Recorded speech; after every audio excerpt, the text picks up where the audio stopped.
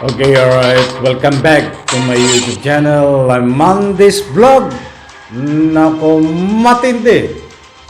Mainit na naman mga kaibigan. Itong ating tatalakayin. Tungkol dito, very controversial na pagpanaw Batikana aktor si Ronaldo Valdez. Ano na nga ba ang tunay na nangyari dito sa kanyang pagpanaw? Sapagkat hindi naman po lingid sa inyong kalamang mga kaibigan, ang ating pong kinaukulan na nag-iimbestiga ay nagkaroon po ng masusi di umano na pag-iimbestiga.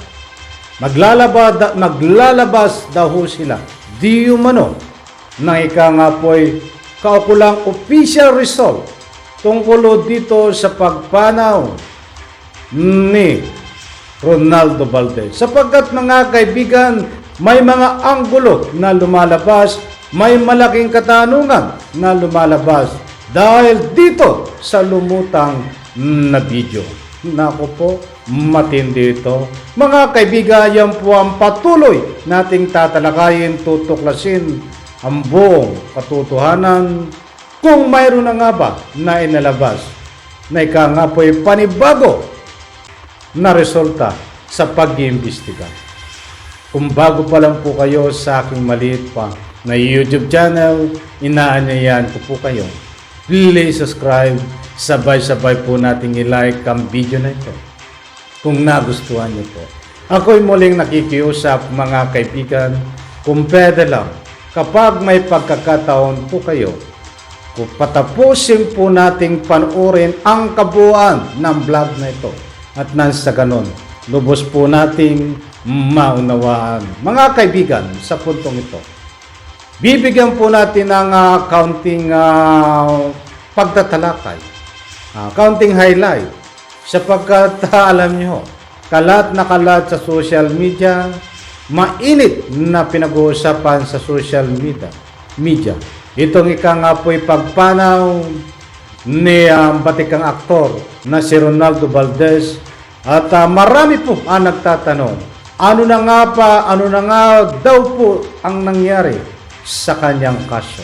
Ay hindi po natin masisisi na itong po'y mga lating netizens sa mga nagtatanong sapagkat may binitawan ang ating pulisya na sa lalo't madaling panahon ay maglalabas sila ng result ng po'y kanilang investigasyon tungkol dito sa po'y controversial na video na lumutang na di umano ay may kakaibang anggulo. Hindi po ako ang may sabi niya.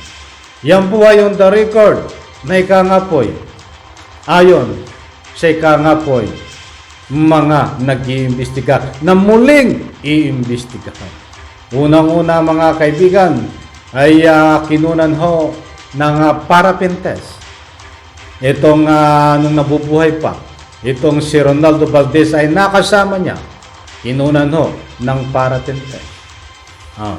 At siyempre, kung ano ba ang result, standard operating procedure po ito na ginagawa na kapag ang isang nagbaril sa sarili katulad itong si Ronaldo Valdez na aktor na magaling ay nagbaril daw di umano sa kanyang sarili. Ibig sabihin pag nagbaril ka sa iyong sarili ay pag kinunan ka ng paraffin test ay mayroon kang po'y positive ka dito sa gunpowder.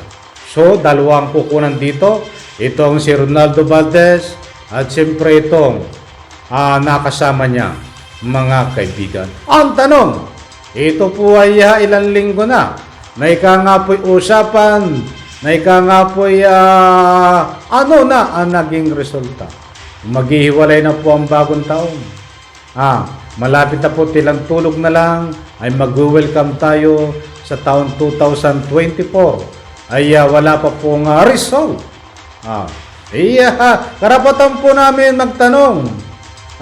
Karapatan din po ng netizen na po'y magtanong. At sapagkat hindi po ring galing sa amin ang katanungang ito dahil nagbatay po tayo sa anggulo na lumutang na video na very controversial. Hindi ko na po iisa-isahin kung anong video na ito sapagkat yan po ay nakasaad nga doon ay kung bakit itong si Ronaldo Valdez ay nagbaril sa sarili. Ang baril niya po ay hawak-hawak at siya ay nakaupo at nakatungo. Subalit sa ating mga nakalat na impormasyon at siyempre sa binitawan ng mga batikan na ika nga po'y komentarista at ayon din sa ating masusing pag-aaral mga kaibigan at marami po natin pinagbabatayan kapag nagbaril ka ho sa sarili at dapat ikaw ho ay nakabulagta at kahit ano pang gamit mong baril dapat ang baril mo ay maitapon yan, wala ho dito sa kamay mo. Hindi po ako nagkukwestiyon yan. Yan po ay malaking katanungan din na dumaan dapat sa malaking proseso, sa masusing pag-imbestigasyon, pag-iimbestiga mga kaibigan. Hindi porke po iniimbestigahan ay sangkot ka. Yan po ay kukuha po na ika nga po mga impormasyon kung para mapatunayan na walang duda na ito si Ronaldo Valdez ay nagpakamatay sa sarili. Hindi porke po iniimbestigahan ka, kinuna ng paraffin test, ay sangkot ka na po. Yan po ay standard operating procedure na ginagawa po na nag-iimbestiga. Mga kaibigan. Sapagkat kung hindi nyo po gagawin ang legal na paraan, katulad ng ginawa nyo na standard operating procedure na kuna ng paraffin test, itong mga nakasama niya at siyempre itong si Ronaldo Valdez.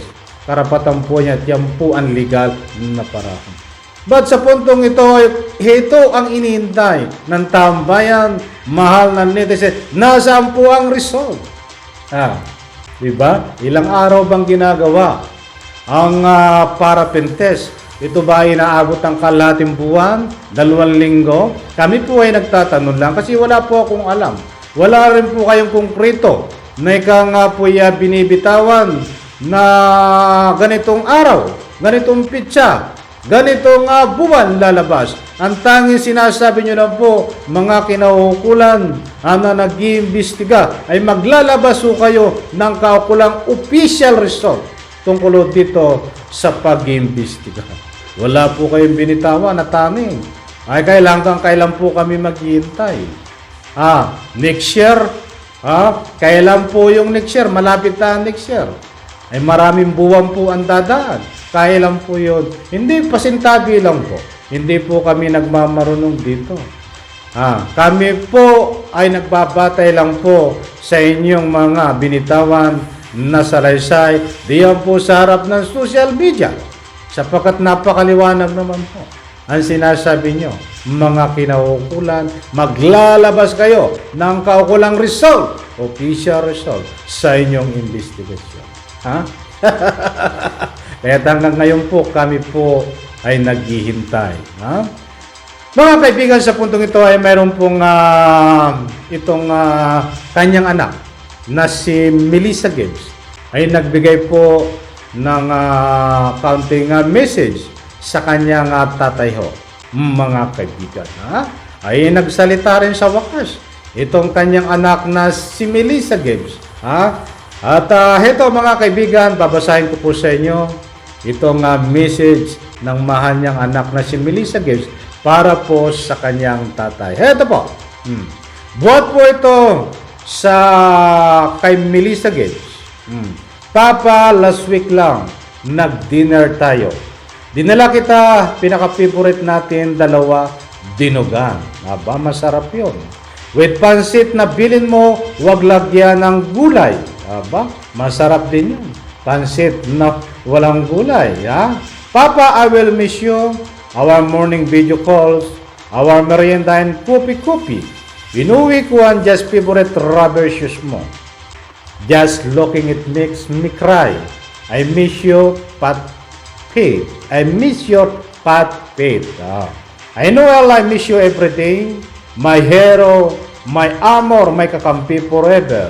Thank you, Baba, for everything. You're the kindest person and the most loving person I know. I love you, Papa. Ayan, nagsalita rin sa pamamagitan po ng kanyang media account, social media account. Ito pong message na makapagbagdamdamin ng kanyang anak na si Melissa Gibbs. So, alright, mga kaibigan, ang gusto ko pong ipunto dito ay tayo po ay nakaabang, naghihintay.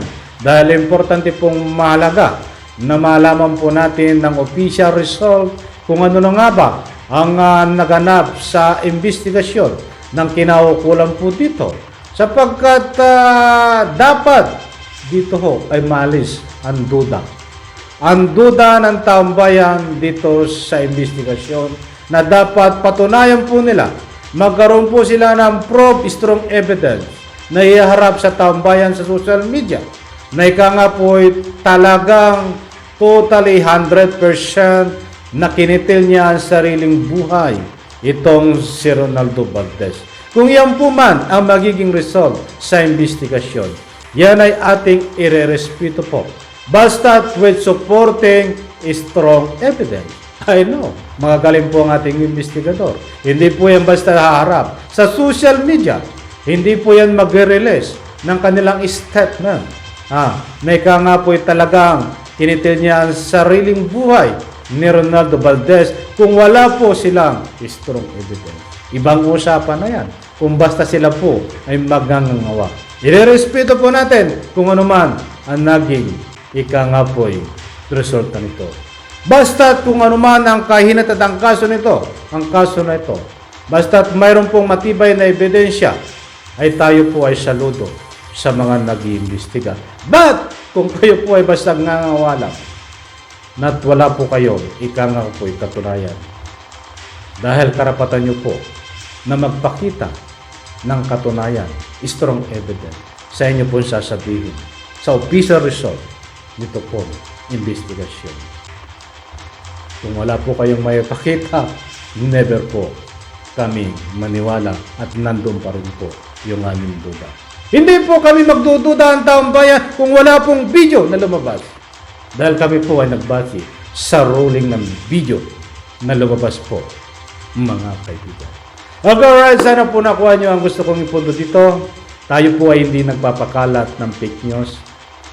Kung ano man ng mga public opinion na ika nga po yung narinig nyo dito sa ating pagtatalaka, yan po ay pawing public opinion na tayo po ay nagbase dito po sa ruling ng pag-iimbestiga, sa ruling ng mga pangako na pinangako sa atin ng mga nag-iimbestiga.